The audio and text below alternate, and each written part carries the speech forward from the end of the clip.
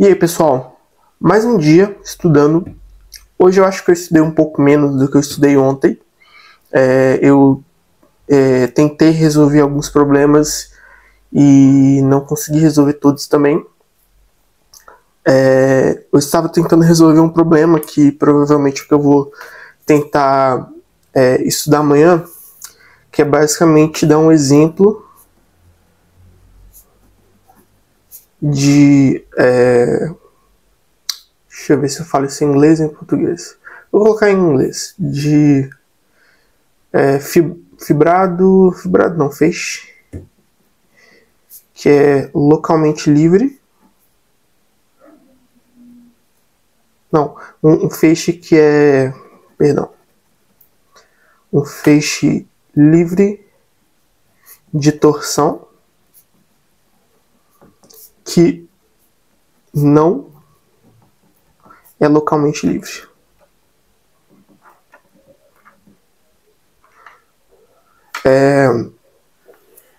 Esse exemplo eu tenho que tirar... Eu basicamente já sei mais ou menos qual é o exemplo que eu tenho que usar, mas eu precisava entender ele e eu ainda não consegui tirar toda a essência do que eu tinha que tirar dele. Mas basicamente o que você tem é o seguinte: vamos pensar num caso simples. Vamos pensar que x é uma curva.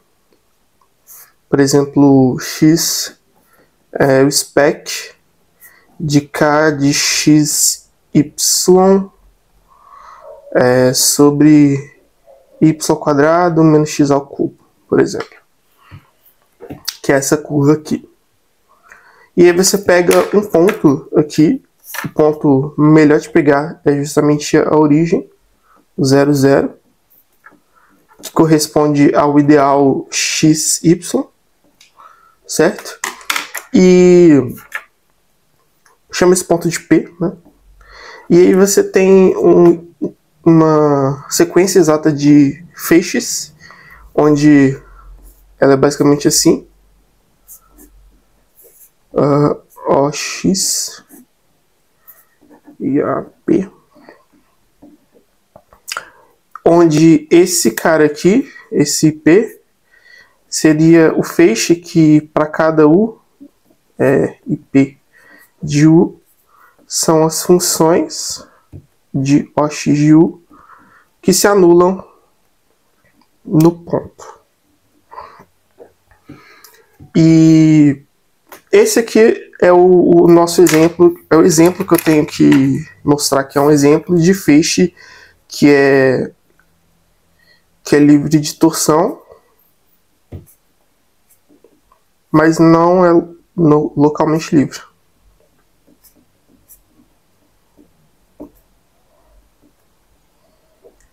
Aí basicamente o que eu tenho que fazer para mostrar isso é, vamos supor que eu pego um outro ponto Q, diferente de P, e já que essa sequência aqui é exata, eu posso calcular ela nos stalks. Então eu faço 0 e P de Q, OX de P, AP, droga, não vai dar espaço, de Q.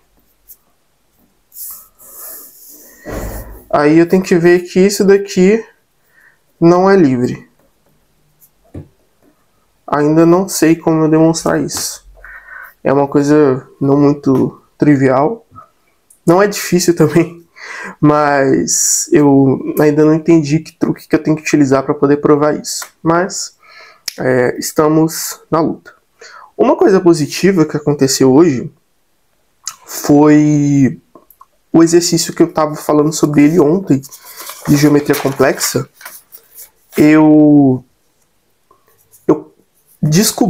fiquei pensando sobre ele mais uns, sei lá, 30 minutos hoje.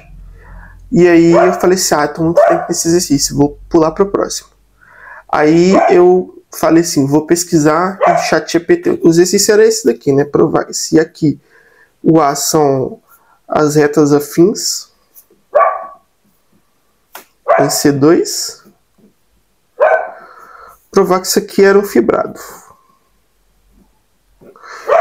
E aí, sobre P1, né? E aí, eu pesquisei no ChatGPT e o que eu tinha falado ontem é que eu consigo ver basicamente esse A como sendo P1 vezes C. E aí o que eu fui pesquisar no ChatGPT é que o fibrado é justamente esse. Então, você pode ver as retas afins de C2 como sendo o produto de P1 sobre C, vezes C. Então, de fato, isso aqui é um fibrado. Né? Porque, basicamente, você tá aqui. As retas na origem estão aqui.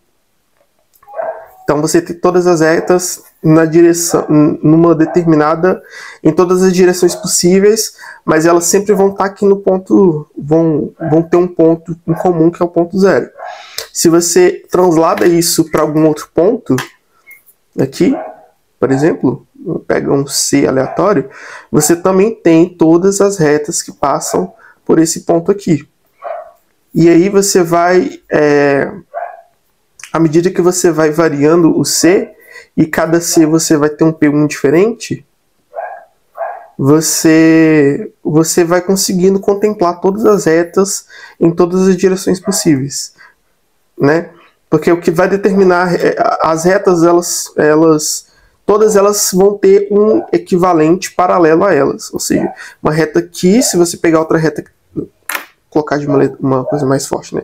Uma reta está aqui, se você pega ela para cá, ela não está aqui, mas tem uma reta paralela a ela que passa aqui. Então, se você translada para cá, o mesmo acontece, né? Então, para cada C complexo, a cada C complexo, eu associo um P1, que são todas as retas que teoricamente passam pela origem, mas aqui eu estou pensando nas retas que passam, que o único ponto em comum delas é esse ponto aqui, C, 0C. Não, C0, perdão. Entendeu? Então, isso, à medida que você vai variando o C, você vai contemplando todas essas retas aqui, né? Então, por isso que esse conjunto é, na verdade, o fibrado que é dado P1 vezes C. E aí, o que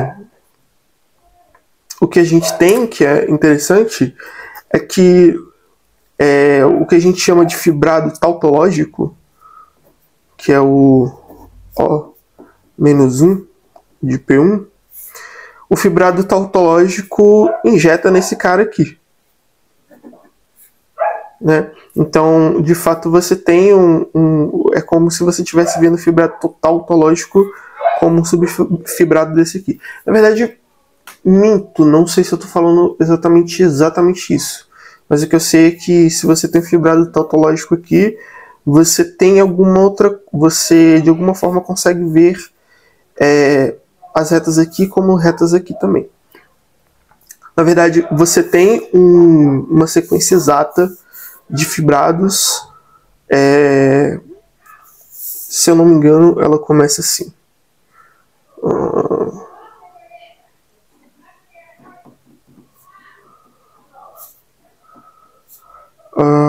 A, e aqui eu vou colocar um Q, onde esse Q aqui é isomorfo fibrado tangente. Esse aqui eu posso estar falando uma grande bobagem, não sei se é exatamente isso, mas eu vi uma coisa parecida com isso. O fibrado tautológico, ele é interessante também porque ele, entre aspas, gera todos os fibrados em P1.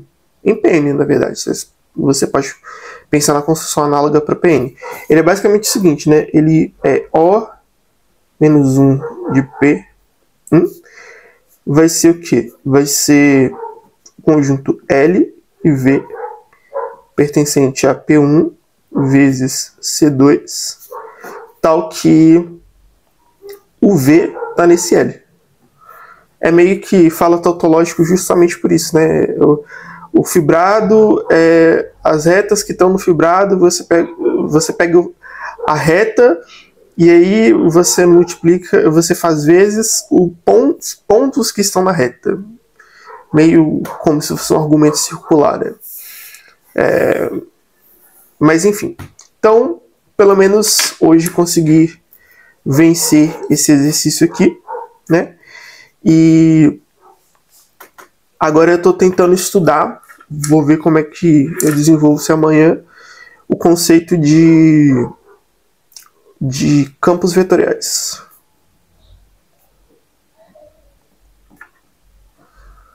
Em variedades complexas.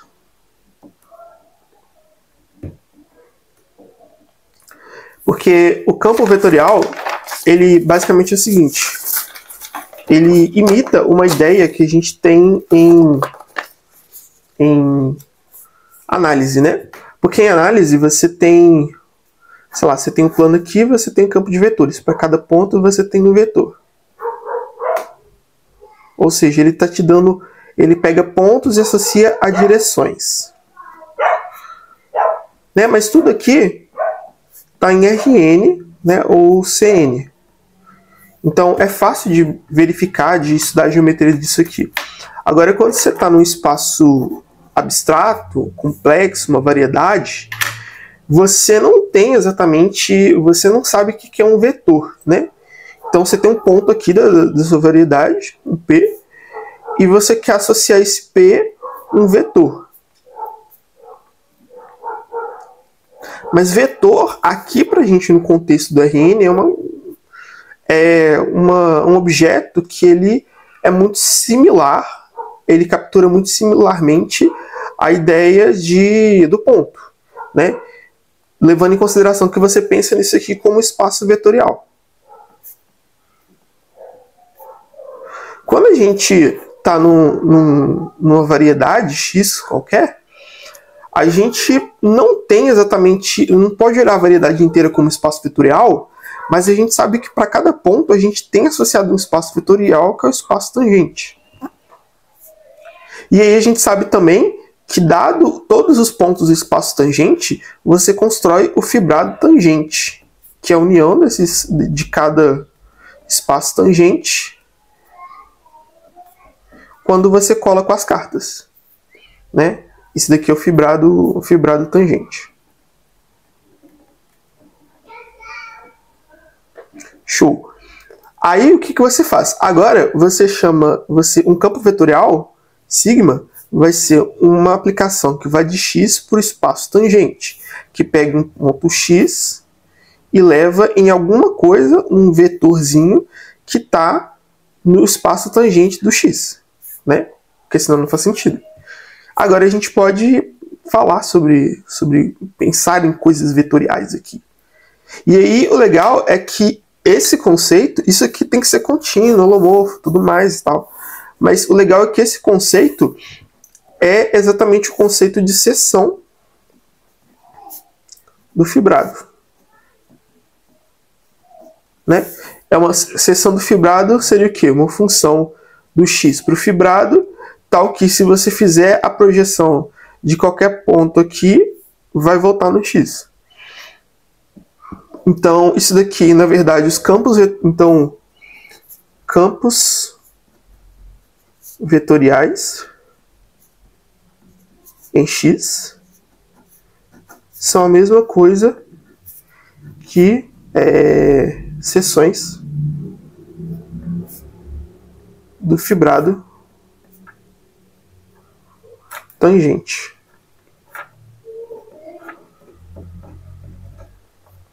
Certo? E mais pra frente, isso não bem mais pra frente, mas eu vou ver isso daqui ainda, eu não estudei totalmente, mas o que eu sei é que depois disso daqui, você pode construir também o fibrado, vou colocar aqui pra cá, você pode construir o fibrado cotangente de x. E esse fibrado cotangente,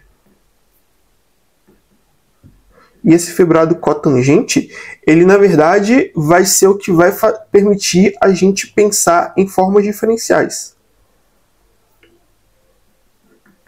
Que é o que permite, toda a álgebra que permite a gente pensar em integração.